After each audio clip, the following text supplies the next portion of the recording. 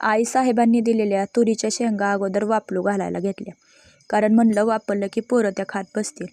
आणि भाजी काय करायची हा प्रश्न माझ्या मनात होताच. तोपर्यंत नवरोबाने तो प्रश्न सॉल्व्ह केला बरं का.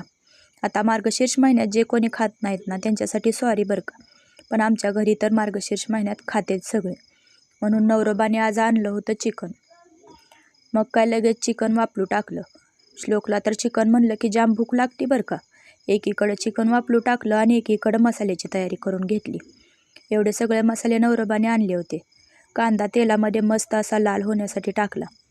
तेलात कांदा एकदम लाल भडक असा तळला की भाजीला एकदम भारी चव येते. याची पेस्ट करून टाकली ना तर भाजीला तशी चव येत नाही.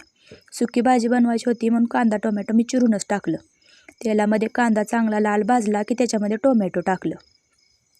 कांदा टोमॅटो एकदम तेल सुटेपर्यंत चांगलं भाजलं की त्याच्यामध्ये गरम मसाला, चिकन मसाला आणि कांदा लसूण पेस्ट हे 3 मसाले आणले होते ते टाकून घेतले. सगळे मसाले चांगले भाजले ना तेलामध्ये की भाजीला एकदम मस्त अशी चव येते बघा. नवरोबाला ना मसाल्याची भाजी जाम आवडती बरं का. बिगर मसाल्याची भाजी त्यांना अजिबात आवडत नाही. अशा प्रकारे मसाले सगळे एकजीव करून घेतलं. मग त्याच्यामध्ये काळं तिखट टाकायचं. जेवढं आपल्याला लागतंय तेवढं टाकायचं. काळं तिखट आणि चवीपुरती चटणी. आंबारी चटणीनं भाजीला चांगली चव येते बघा. आणि थोडंसं मीठ टाकलं मी, कारण भाजी सुकी बनवायची होती. आणि अगोदर हळद मिठात वापरलेलं मटण त्याच्यामध्ये टाकून घ्यायचं. मस्त अशी फोडणी बसली पाहिजे बरं का. छान फोडणी बसली की मटण अगदी आपली भाजी छान होती बघा. आता हे पाणी एवढं टाकलेलं दिसतंय तुम्हाला, पण ते मी आटवणार आहे अजून.